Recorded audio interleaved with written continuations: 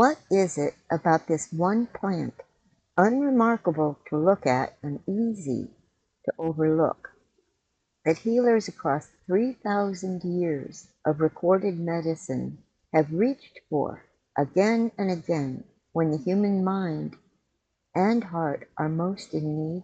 Somewhere in your garden, or perhaps growing wild along a shaded fence line, there is a plant so modest in appearance that you might walk past it 100 times without a second glance. Soft, heart-shaped leaves, small white flowers, an almost forgettable present until you crush one leaf between your fingers. That scent, cool, bright, and unmistakably lemony, is the first thing Melissa Officinalis tells you about herself. And in traditional herbalism, that first impression is data, and that scent is the clue. My name is Dakota, and I've spent over 4 decades studying plant medicine in the Western and Galenic traditions. Today we're going inside the energetics of one of the most misunderstood nervines in the Western materia medica. This is lemon balm, and by the end of this video,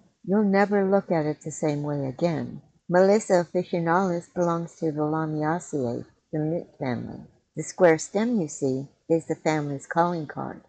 Native to southern Europe and the Mediterranean basin, it's been cultivated across the known world for at least 2,000 years. The name Melissa comes from the Greek word for honeybee.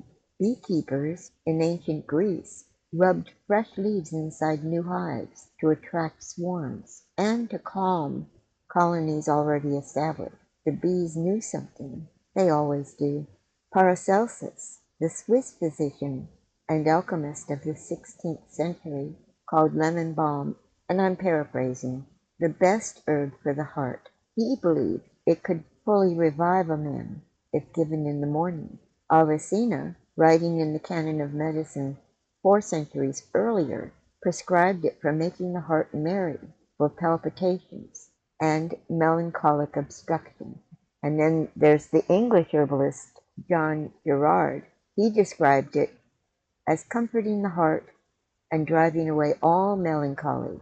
Nicholas Culpeper, always the astrological herbalist, placed lemon balm under the governance of Jupiter and the sign Cancer, noting its special affinity for the brain and heart.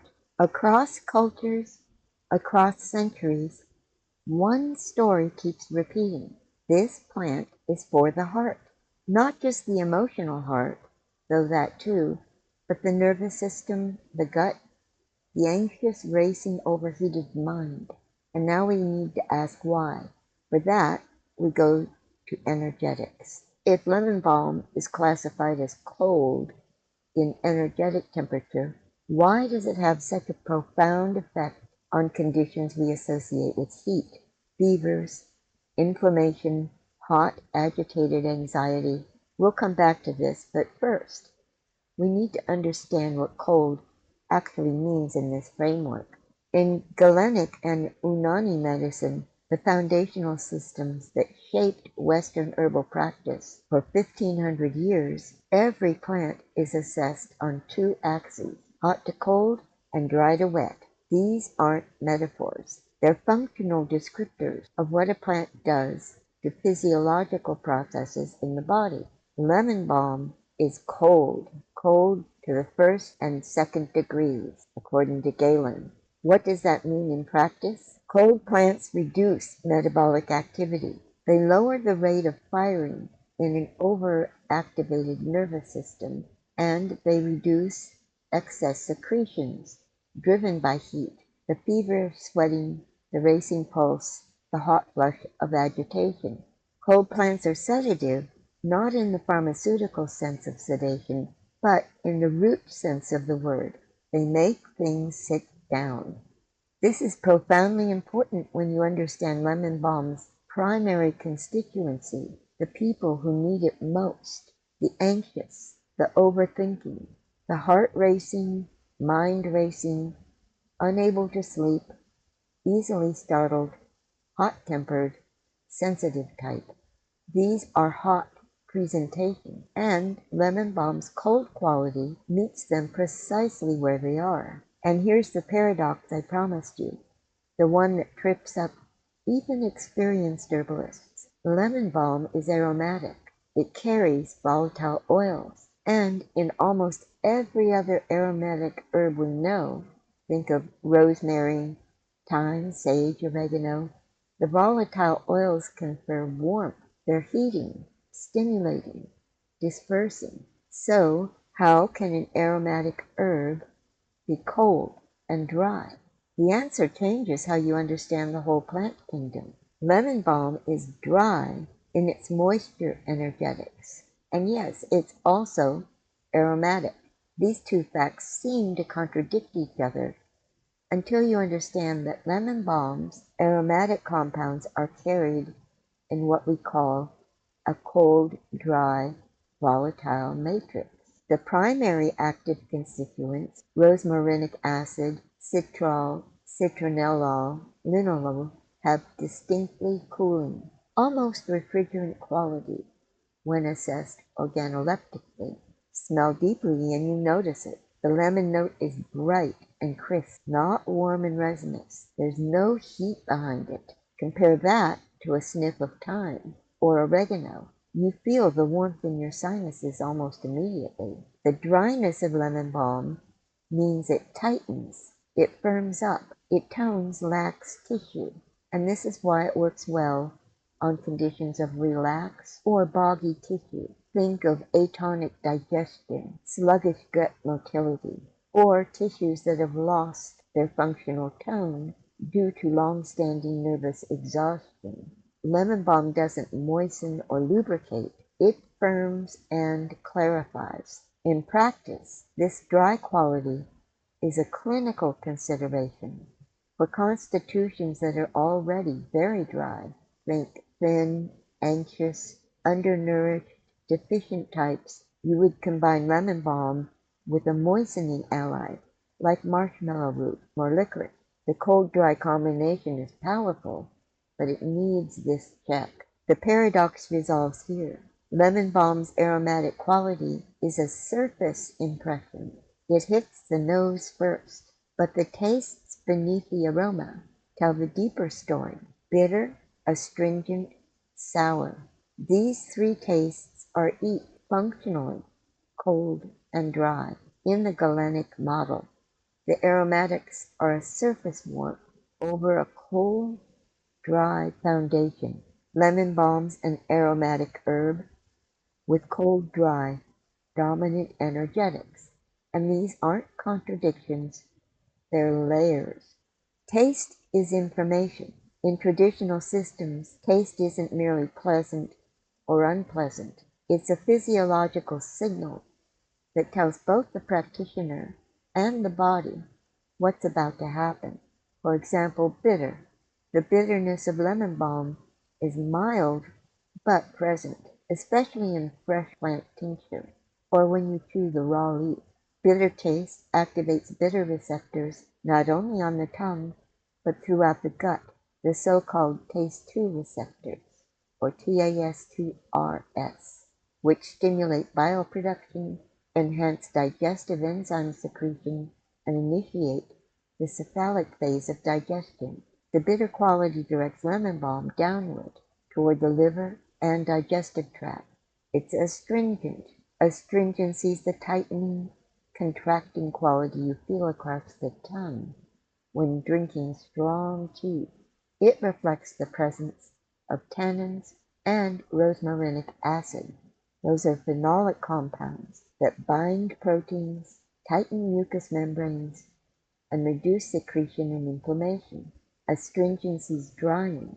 It contracts what's become too open, too lax, too porous.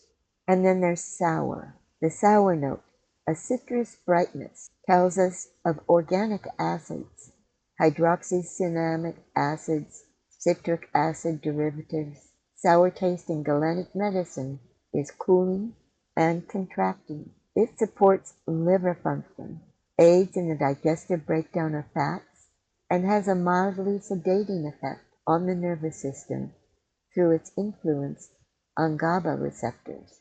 Here's the answer to the oldest question. Across 3 millennia, healers reached for lemon balm because it acts on the nervous system in a way that's simultaneously calming and clarifying, not dulling. It quiets without suppressing. It restores tone to a system that's been firing too fast for too long at too high a temperature. Lemon balm's classified in Western herbalism as a nervine relaxant, but that phrase doesn't do justice to the nuance. It's specifically suited to the hot, agitated, anxious nervous system, not the cold, depressed, exhausted type. That's different territory. Its mechanism involves multiple pathways. Rosmarinic acid inhibits the enzyme GABA transaminase, which breaks down GABA, our primary inhibitory neurotransmitter. And the result is sustained GABAergic tone, similar in principle to how certain pharmaceutical anxiolytics work, but far more gently and without receptor downregulation with normal therapeutic doses. Additionally, it acts on acetylcholine receptors, both muscarinic and nicotinic subtypes, which explains its traditional use in cognitive support, particularly in the anxious, forgetful, overthinking patient who can't consolidate memory because the nervous system is perpetually in threat response mode. The cold, dry energetics tell us exactly who this is for. The hot, overactive type. Too much fire in the nervous system, too much wind.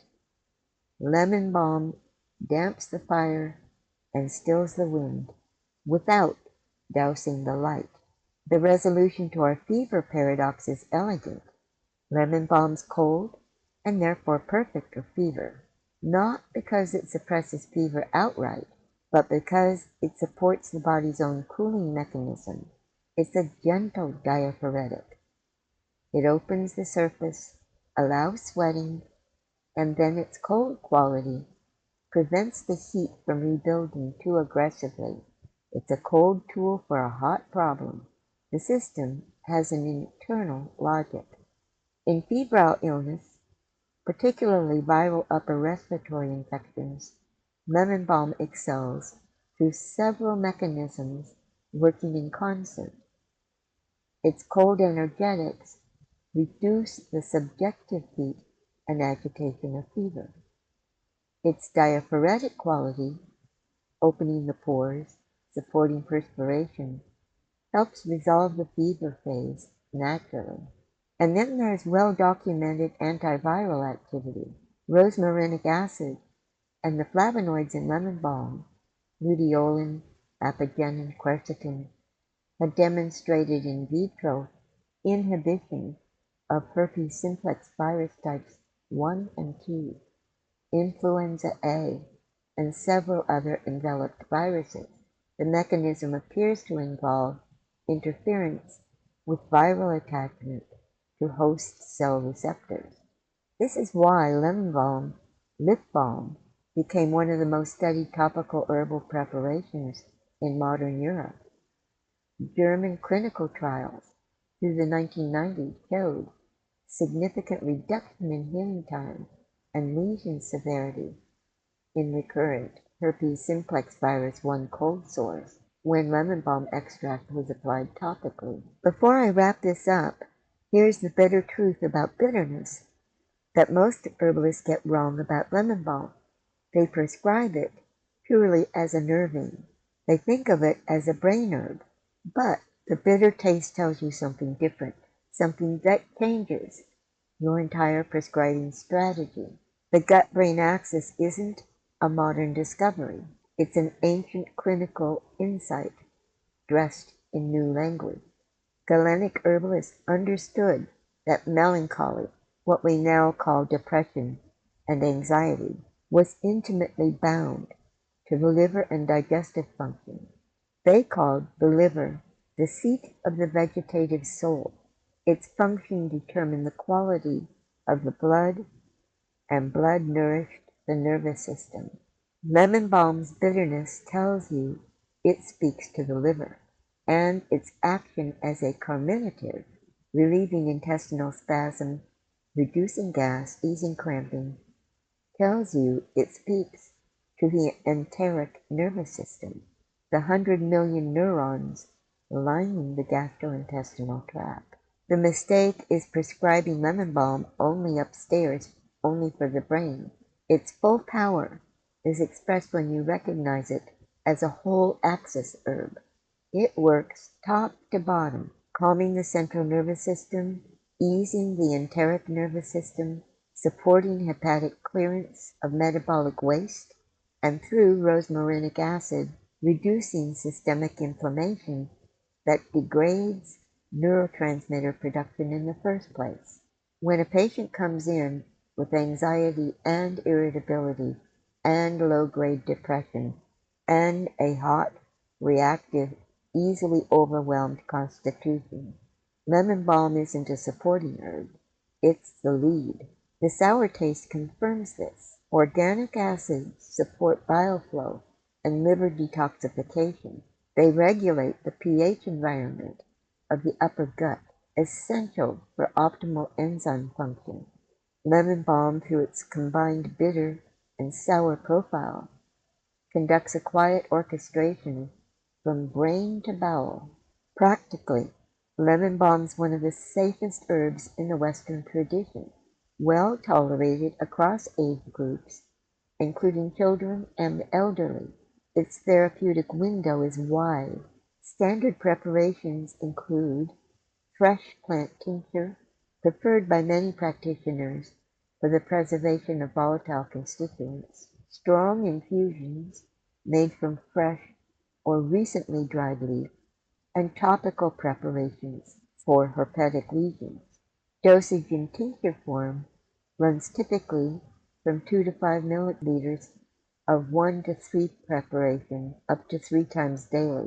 As a tea, 2 to 3 grams of dried herb per cup, steeped covered for 10 minutes to preserve volatile oils, 2 to 4 cups daily. One critical clinical caution: lemon balm has demonstrated inhibitory activity at the thyroid.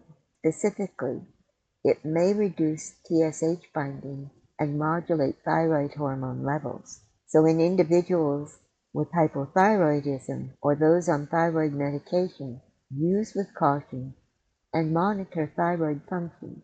This isn't a contraindication for most people, but it is an essential clinical consideration.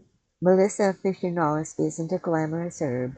It doesn't shout, it doesn't perform, but when the heart's racing, when the mind can't stop and the gut is tied in knots and the nervous system's been burning too hot for too long, lemon balm sits down beside you, cool and quiet and resolute, and says, "Enough, rest now." 3,000 years of human suffering and 3,000 years of this small lemon-scented leaf offering the same answer: cold, dry, bitter, astringent, sour. That isn't a simple herb. That's a sophisticated medicine. Learn its energetics, and it will teach you more about the body than many plants twice as famous. And to learn more about lemon balm, I invite you to become a member of the Ultimate Herbal Database. Discover the many other uses for lemon balm, as well as checking out how to grow it. Take a look at the cautions. And of course, we have archived many studies on its effects. Take a look at preparation and dose, and wrap it all up with lemon balm recipes. Yes, it can also be a culinary herb. So be sure to like and subscribe to the channel for the next herb in the series, which is going to be garlic.